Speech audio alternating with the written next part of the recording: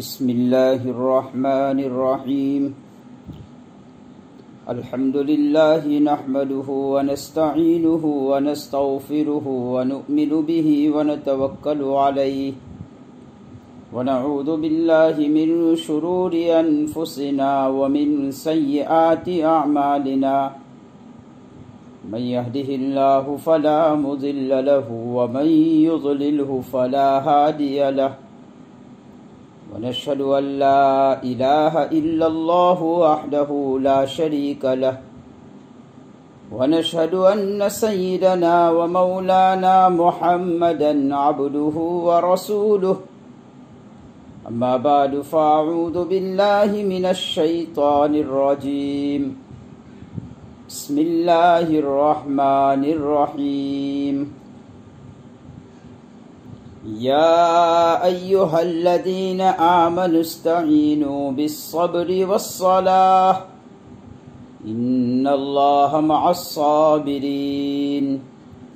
सदक़ल्लाहु मौलानल अज़ीम व सदक़ रसूलुहुन नबियुल करीम व नहनु अला ज़ालिका लमिनश शाहिदीन वश्शाकिरीन वल्हम्दुलिल्लाहि रब्बिल आलमीन।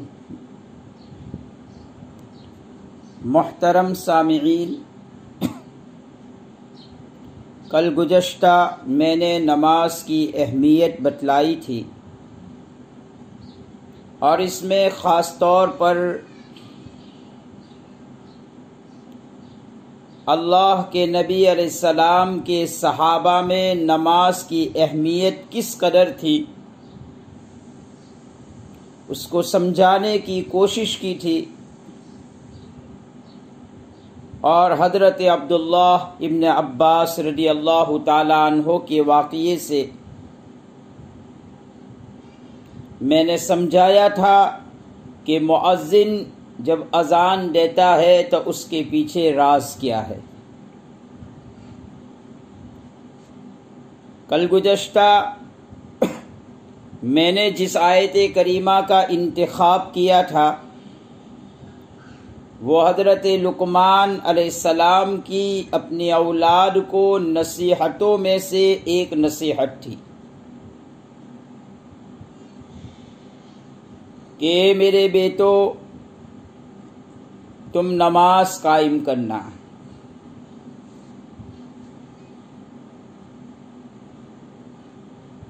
हमें भी इस वक्त ज़रूरत है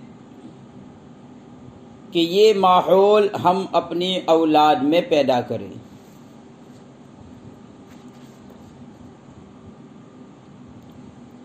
इस वक्त के हालात को सामने रखकर हम हमारे घरों का जायज़ा ले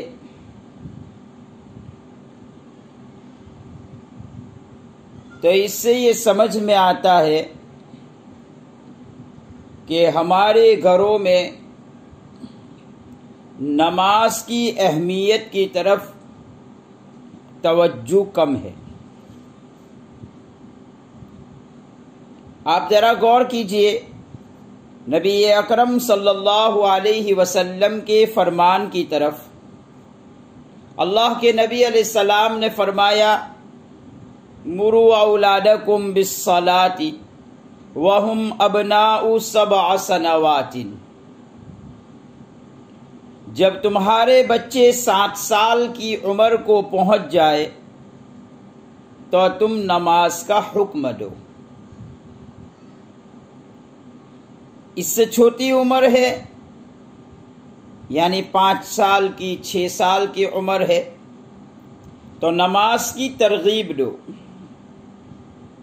अपने साथ नमाज में बच्चों को खड़ा करो, सख्ती न करो। लेकिन जब 7 साल की उम्र में पहुंच जाए तो हुक्म दो। ये नबी अकरम सल्लल्लाहु अलैहि वसल्लम का इरशाद है। और दुनिया में हुक्म के पूरा न करने पर मार पड़ती है, दांत दपत होती है।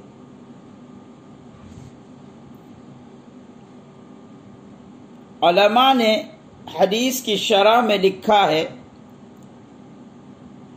क्यों 7 साल में हुक्म दिया?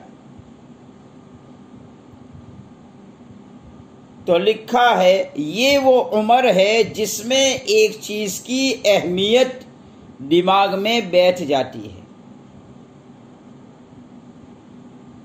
हालांकि बच्चा अभी बालिग भी नहीं हुआ, लेकिन नमाज की अहमियत को बिठाने के लिए ये कहा कि 7 साल की उम्र में उसे नमाज का हुक्म दो। जब 7 साल की उम्र में औलाद में नमाज की अहमियत बैठ जाएगी तो अब बुलूग के बाद उसे अहमियत देने की जरूरत नहीं रहेगी, इसलिए कि 7 साल के बाद तो अभी लंबा जमाना है। उमूमी तौर पर 15 साल की उम्र में बुलूग को पहुंचता है। अगर एक बच्चे के दिल में 7 साल की उम्र से नमाज की अहमियत बैठ गई तो उस बच्चे को फिर बुलूग के बाद अहमियत देने की जरूरत बाकी नहीं रहेगी। अब उसे कज़ाए उम्री की जरूरत नहीं पड़ेगी, बल्कि वो बच्चा खुद नमाजों की तरफ दौड़ता हो जाएगा, खुद वो नमाजों का एहतमाम शुरू कर देगा। शरीयत का भी यही हुक्म है और नबी अकरम सल्लल्लाहु अलैहि वसल्लम की 7 साल की उम्र में नमाज की तालीम देने पर भी यही हिकमत है कि बुलूग के बाद अब उसे समझाने की जरूरत नहीं पड़ेगी, बल्कि वो करता हो जाएगा। अल्लाह के नबी अलैहिस्सलाम की इस हदीस का आगे का जुमला सुनो, जब 10 साल का हो जाए तो नमाज न पढ़ने पर उसे सजा दो। सवाल ये होता है, अभी तो बच्चा 10 साल का है, बालिग भी नहीं हुआ है, तो फिर सजा कैसे दी जाए? उसका जवाब मुहद्दिसीन ने लिखा है, बच्चे को इसलिए सजा दो इसलिए कि ये उम्र में बच्चा नफा और नुकसान को समझने लगता है। जब वो समझ रहा है तो उसके दिमाग में बात आ जानी चाहिए कि नमाज का छोड़ना बहुत बड़ा नुकसान है, बहुत बड़ा नुकसान है। जब उसे समझ में नहीं आया कि मैंने बहुत बड़ा नुकसान कर दिया तो उसे सजा देकर यह समझाओ कि ए बेटे, तूने बहुत बड़ा नुकसान कर दिया।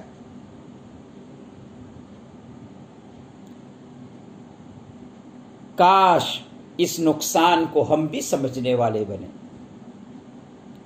हम क्या शिकवा करें औलाद का और क्या शिकवा करे 10 साल की उम्र का।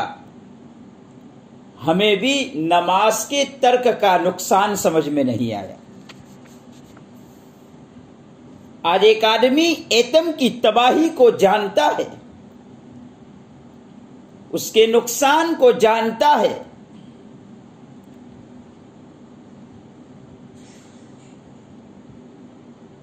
जब कभी इस तरह का मरहला सामने आता है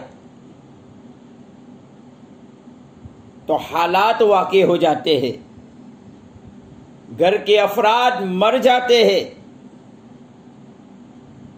मुआशरे में बातें शुरू हो जाती है, बहुत नुकसान हो गया, हलाकत वाक़े हो गई, बर्बादी वाक़े हो गई, फलाना का पूरा घर बर्बाद हो गया। मुआशरे भर में ही नहीं बल्कि दुनिया भर में चर्चे शुरू हो जाते हैं कि उस जगह पर बम ब्लास्ट हुआ और उसका ये नुकसान हुआ। मेरे भाइयों, ये दुनिया का नुकसान है।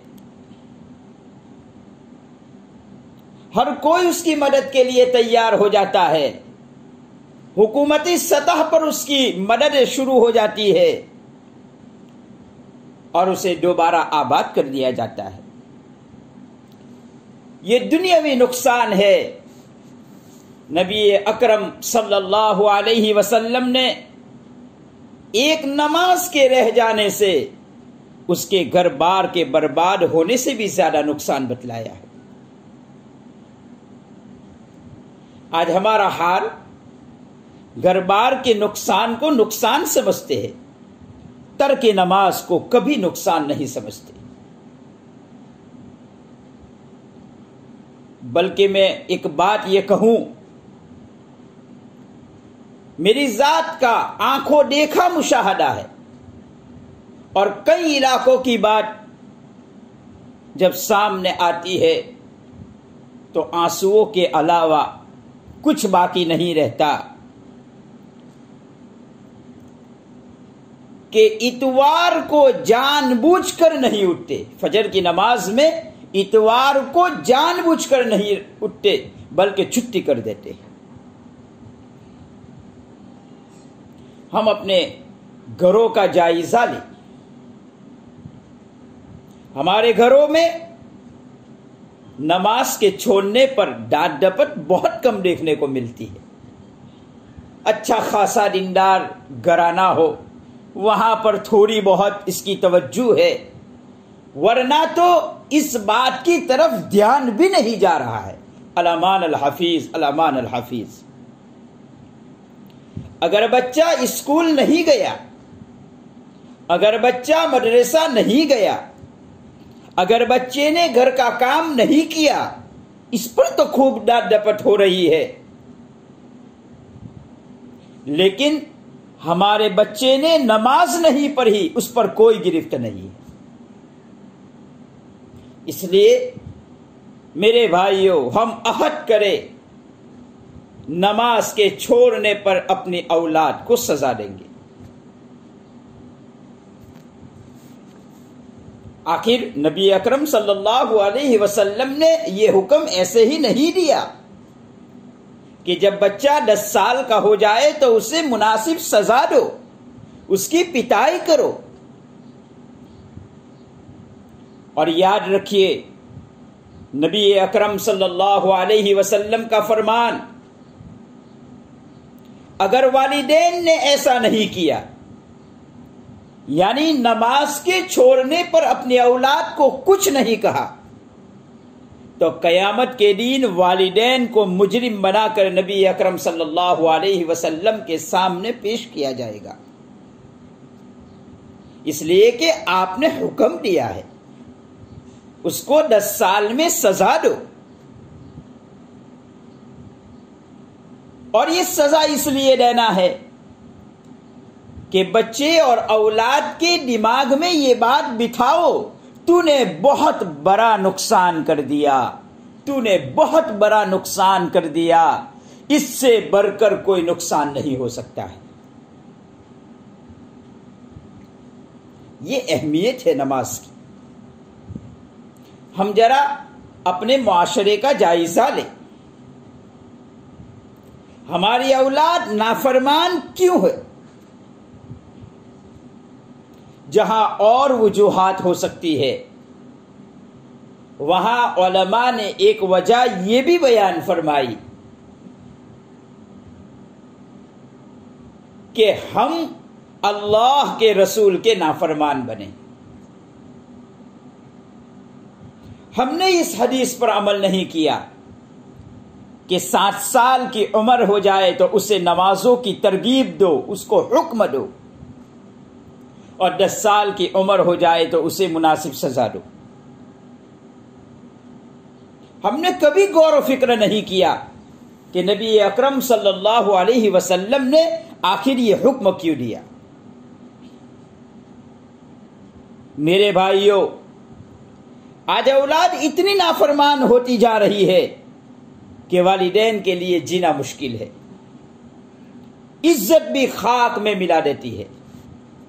इसलिए मैं तमाम वालिदैन से दरख्वास्त करता हूं माँ अपनी बेटी को और बाप अपने बेटे को समझाए किस तरह नमाज पढ़ना है, उसे साथ लेकर खड़ा किया जाए, उसे बतलाया जाए कि तुम नमाज में इधर उधर न देखना, तुम्हारी नजर यहां होनी चाहिए।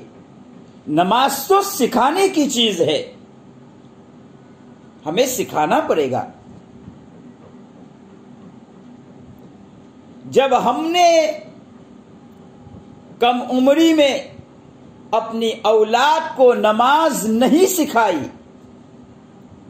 इसलिए हमारी औलाद मरते दम तक मस्जिदों में बातें करती है और मस्जिदों में बातें करने को कोई गुनाह तसव्वुर नहीं करती। अगर हमने बचपने में अपने औलाद को यह सिखाया होता कि मस्जिद में आकर बातचीत न करो, मस्जिद में आकर नमाज की तरफ मुतवज्जे हो जाओ, नमाज में इधर उधर न देखो, नमाज में एक तरफ ध्यान रखो, अल्लाह का तसव्वुर कायम करो, ये नबी अकरम सल्लल्लाहु अलैहि वसल्लम की हदीस की हिकमतें थी, तालीमात की हिकमतें थी। लेकिन हमने इस चीज को बहुत अहमियत नहीं दी अपनी जिंदगी में, जिसकी वजह से हमारी औलाद नाफरमान बनती जा रही है। अल्लाह के नबी अलैहिस्सलाम ने फरमाया,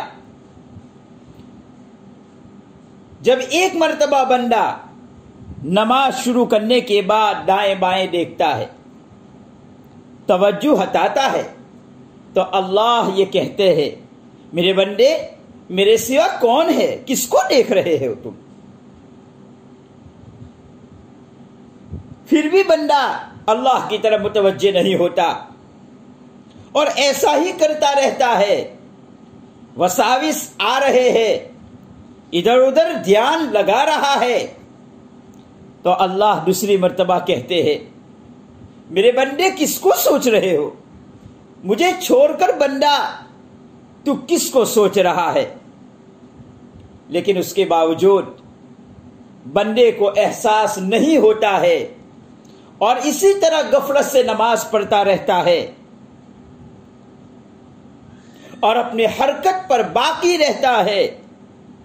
तो तीसरी मर्तबा के बाद अल्लाह बंदे से अपनी तवज्जो फेर लेते। कितनी खसारे की बात है, कितने नुकसान की बात है। असल में हमने अपनी औलाद को बचपने में नमाज ही नहीं सिखाई। नमाज तो सीखने की चीज है।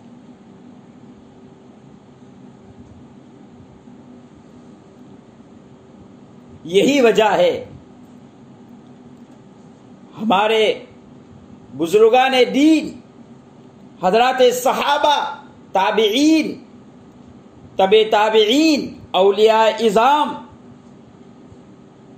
उनकी नमाजों से काम बनता था और हमारी नमाजों से कोई काम बनता हुआ नजर नहीं आ रहा है। आखिर इसकी क्या वजह है कि हमारी नमाज से काम नहीं बनता है? मेरे भाइयों, एक आदमी नमाज पढ़ रहा है, सलातुल हाजत पढ़ रहा है, तहज्जुद पढ़ रहा है, अवाबीन पढ़ रहा है, रोजी रोटी के लिए नमाज पढ़ रहा है, अपने औलाद की शादी और निकाह के लिए नमाज पढ़ रहा है, लेकिन जब पूरी नमाज में ध्यान ही उसका नहीं रहा, यहां तक कि अल्लाह ने इस बंदे से अपनी तवज्जो हटा ली, तो पूरी नमाज में अल्लाह ही नहीं रहा, तवज्जो अल्लाह की हट गई। अब नमाज के बाद दुआ मांग रहा है, अल्लाह मेरा फुला काम कर दे, अल्लाह मेरा फुला काम कर दे, लेकिन कैसे उसका काम बनेगा? ऐसी नमाजों से मसाइल हल नहीं होते हैं। मालूम यह हुआ नमाज सीखने की चीज है, नमाज में गौर व फिक्र करने की चीज है। अपने घरों में अपने औलाद को नमाज की तालीम देने की जरूरत है। हर छोटे बड़े मसले पर डांट डपट होती है, लेकिन अगर हमारा बच्चा नमाज छोड़ देता है तो वालिदैन को कोई डांट डपट की तौफीक नहीं होती। अल्लाह हमारे घरों में नमाज की हलावत पैदा फरमाए, अपने औलादों को नमाज सिखाने की तौफीक अता फरमाए और नमाज खुद भी सीखकर अपने मौला से राज़ो नियाज की बातें करने की अल्लाह हम सबको तौफीक अता फरमाए। मैंने कल गुज़श्ता भी कहा था कि नवाफिल का सवाब ज़्यादा हो जाता है। इसी मुनासबत से आज भी कह रहा हूं, हम 2 रकात ऐसी पढ़े जिसमें हम नमाज को सीखे। एक बहुत बड़े अल्लाह वाले के यहां जाना हुआ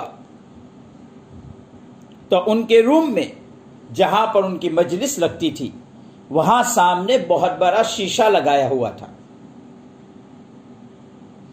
मजलिस के फरागत के बाद जब किसी ने सवाल किया, हजरत ये शीशा क्यों लगाया है, तो हजरत ने फरमाया जो बहुत बड़े बुजुर्ग है उनकी खानका का एक डंका बस्ता है, उनके खुलफा की एक लंबी फहरिस्त है और जिनको मुही सुन्ना कहा जाता है।